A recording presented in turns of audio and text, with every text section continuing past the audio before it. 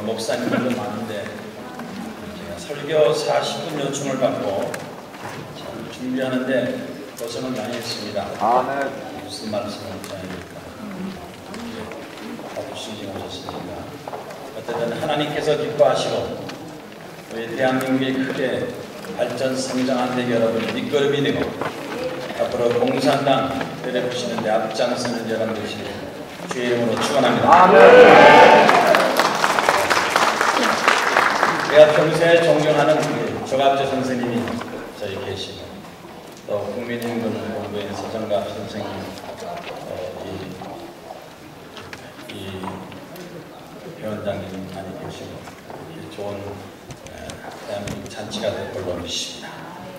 성경을 통해서 앞으로 우리는 대한민국이 어떻게 정치가 되고 나가야 선진국이 되고 하나님 앞에 축복받는 행복한 나라가 됩니다. 그래서 성경 말씀을 찾았는데 마침 에스겔서 45장 9절 말씀이 나왔습니다. 에스겔서 49장 9절 통치의 세 가지 옥치.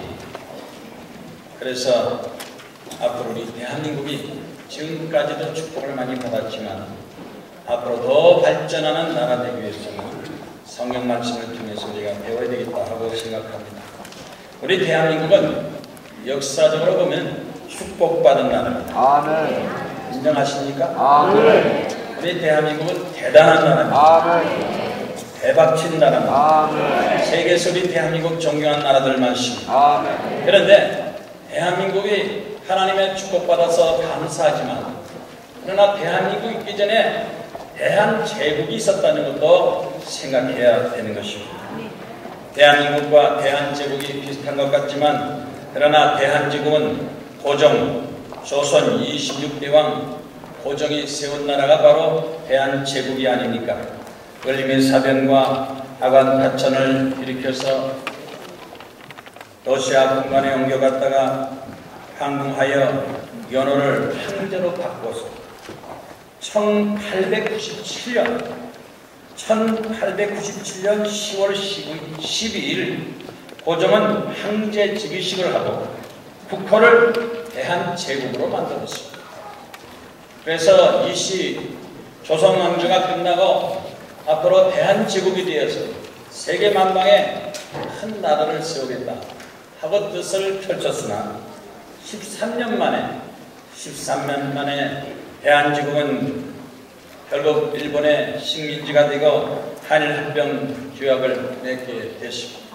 대한제국은 13년 만에 그렇게 끝나고 하나님께 기도하는 이승만 대통령은 하나님이 함께 하시는 대한민국 이승만 대통령은 광복을 맞아서 귀국하여 1948년도 재헌 국회의원에 당선되고 초대 국회의장이 되고 하나님 앞에 기도하고 대한민국을 세울 때 대한민국이 미국 같은 나라 되게 하시고 기독교 같은 나라 되게 하시고 민주주의 국가 되게 하시고 하나님의 축복받은 나라 되게 하옵소서 하고 세웠던 이 대한민국은 지금 60년 만에 세계 정상이 되고 한강의 기적이 이루어지고 6.25 전쟁은 승리를 이끌고 하나님의 축복받은 대한민국을 우리가 이렇게 살고 누리고 있습니다. 그래서 우리는 하나님 앞에 대한민국을 통해서 감사하면서 살아야 됩니다. 지난번에 일본이 지진, 쓰나미, 원자력 발전소 폭파하고 나서 일본 사람들이 많이 사이가 떨어지고 절망하고 낙심을 했습니다.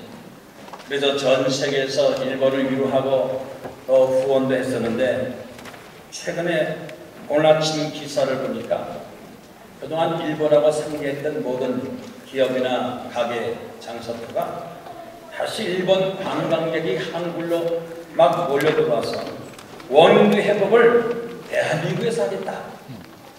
그렇게 기사가 났어요.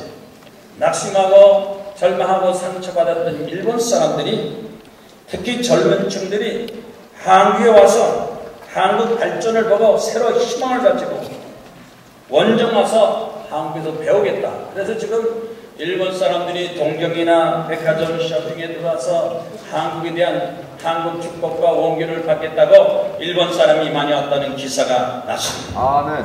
이제 일본 사람도 우리 대한민국에게 위로받기를 원합니다. 아멘. 앞으로 중국 사람도 우리 한국에 많이 할 걸로 믿습니다. 아멘. 그래서 이번에 일본이 한국이 좀 좋은 관계 되는가 싶었더니 그만 그 일본 정부에서 독도는 일본 땅이다. 그래가지고 그냥 한미관계에 찬물을 끼쳤는데 왜 지금 그런 말을 하는지 가만히 있으면 후원금이 막 300억이 되고 막 올라가는데 그 말 한마디에 후원금이 툭 떨어져가지고 낙심해가지고 저 사람들은 아직까지 정신도 못 차리느냐. 그래서 우리 한국 사람들한테 실망을 주는데 독도가 일본 땅입니까? 우리 대한민국 땅입니까? 대한민국 땅이라는 것을 저들에게 밝히 알려야 되겠습니다. 아멘. 그리스의 철학자 소크라테스는 진정한 통치는 자신의 이익을 찾는 것이 아니라 백성들의 이익을 찾아야 됩니다. 아멘. 남을 위해서, 다른 나라를 위해서 도와주고 이익을 추구하는 나라가 발전하고 개인도 행복합니다. 아멘. 미국의 초대 대통령 조지 워싱턴도 하나님 말씀 없이는 올바로 통치할 수 없다. 도덕이나 정의나 진실은 다 하나님 말씀을 통해서 나타나게 되는 것입니다. 미가서 3장 1절 말씀에 이스라엘 족속의 통치자들아 정의를 아는 것이 너희 본분이 아니냐? 어떻게 통치하느냐? 정의를 가지고 통치를 해야 되는 것입니다. 아멘. 그래서 오늘 공독한 성경 말씀 보면 어떻게 이 세상을 통치하느냐? 첫째는 포악과 겁탈을 하지 말고, 두 번째는 정의와 공의를 세우고, 세 번째는 백성들을 속여서 빼앗지 말라. 이렇게 성경 말씀이 기록됐습니다. 이 진리의 말씀, 오늘날 정치하는 사람, 또 지도자들, 통치하는 사람들 이 말씀을 새겨듣고 나라 정치, 통치를 잘해야 되는 것입니다. 아멘. 첫 번째 기록된 대로 포악과 겁탈을 제거하자. 포악이나 겁탈이 없어야 된다. 폭력이나 각종 범죄를 없애야 됩니다. 국가가 잘 되기 위해서 대통령은 법을 집행하고 또 법치국가를 세워야 됩니다. 창세기 6장 13절 말씀에 노아 시대에 하나님의 물로 심판이 나타나는데 왜 하나님께서 심판했습니까? 노아 시대 사람이 포악함으로 악함으로 하나님께서 심판했다고 그러십니다. 악한 사람은 멸망합니다. 악한 국가도 멸망합니다. 아멘. 죄악은 반드시 심판을 받습니다. 아멘. 천지를 창조하신 하나님께서 반드시 악에 대한 징벌이 있다는 것을 알아야 되는 것입니다. 아멘. 갈라디아서 6장 1절 말씀에도 형제들아 만일 사람에게 무슨 범죄한 일이 드러나거든 그것을 바로잡고 내 자신을 살펴보라. 잘못된 것을 바로잡겠다는 노력을 해야 됩니다. 나라가 잘못되고 사회가 잘못되고 또 기강이 잘못되면 그걸 바로잡겠다는 노력을 해야 됩니다. 그냥 내버려두면 점점 나라가 어려워지고 힘들어집니다. 만약 사람이 후악과 겁탈을 중지하지 않는다면 짐승과 똑같다.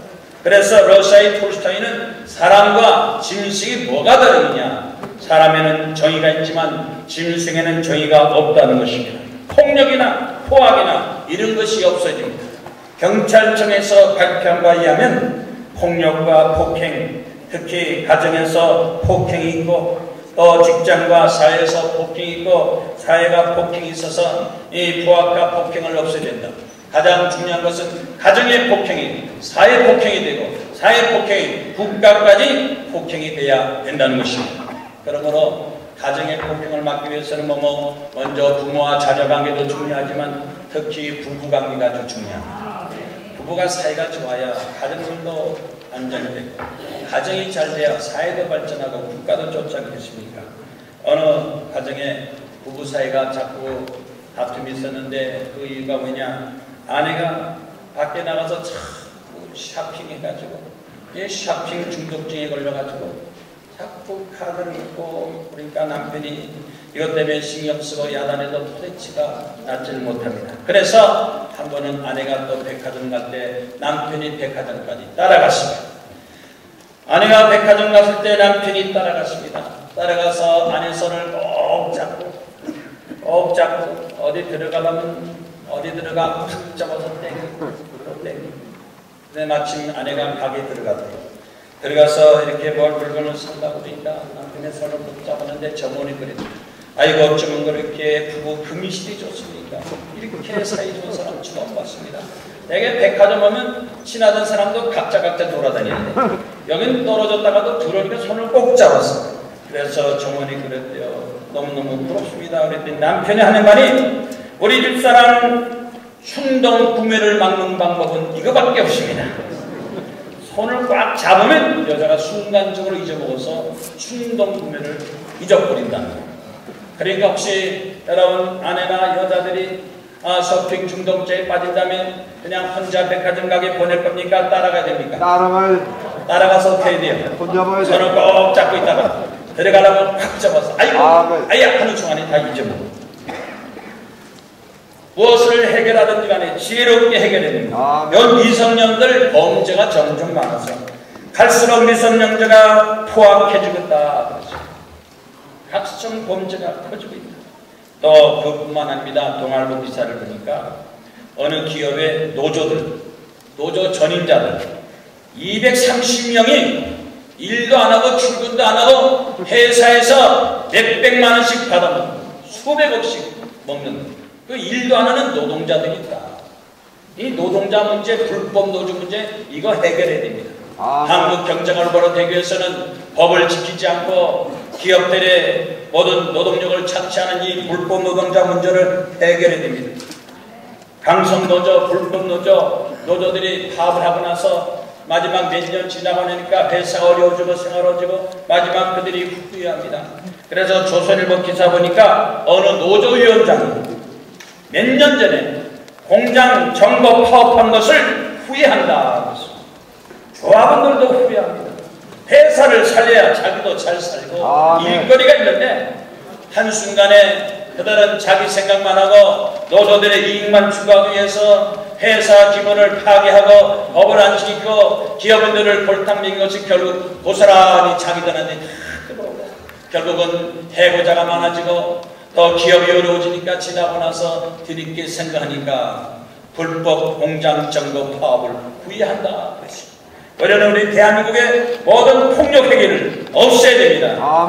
포탈 행위를 없애고 범죄를 없애도록 우리가 하나님 앞에 기도할 뿐만 아니라 지도자들은 여기에 관심을 가지고 법 집행을 잘 제대로 해야 되는 것입니다. 보안법이라는 것은 죽은 법이 아닙니다. 법을 집행해. 도둑놈이 나빠요? 간첩이 나빠요? 간첩이 나빠요. 도둑놈이 나빠요? 간첩이 나빠요? 간첩이 나빠요. 둘 다 나빠요. 도둑놈도 잡고 간첩도 잡아요. 아멘이요? 아멘. 그러라 우리나라가 대한민국이 자유민주주의 국가가 되는 것입니다. 후악을 제거하라. 그리고 두 번째는 뭐라고 하십니까? 정의와 공의를 실천해야 된다. 이스라엘의 통치자들아 정의를 행하고 공의를 행하라. 국가의 기준이 뭡니까? 바로 정의와 공의를 말합니다. 시편 106편 3절 말씀에 시편 기자는 정의를 지키는 자들과 공의를 행하는 자는 복이 있도다. 아멘. 누가 마지막 가서 승리하느냐? 누가 행복합니까? 어느 나라가 잘 사는 선진국가가 됩니까? 공의를 행하는 나라, 정직한 나라. 세계에서도 잘 사는 나라, GNP가 막 3만 불, 5만 불, 6만 불. 잘 사는 나라는 거지도 잘 살아요. 아멘. 거지도 자기 나라가 잘 살기를 바랍니까? 못 살기를 바랍니까? 잘 살기를 바라요. 거지도 나라가 잘 살아야 거지 팔지도 좋아. 언젠가 신문을 보니까 거지 중에서 제일 잘 사는 거지들이 스위스 거지라고. 스위스 거지는 하루 일당 25만 원. 믿지도 않고 아멘. 반응도 없고 부러워하지도 않고. 스위스 거지는 하루 일당 얼마라고요? 25만 원. 25만 원.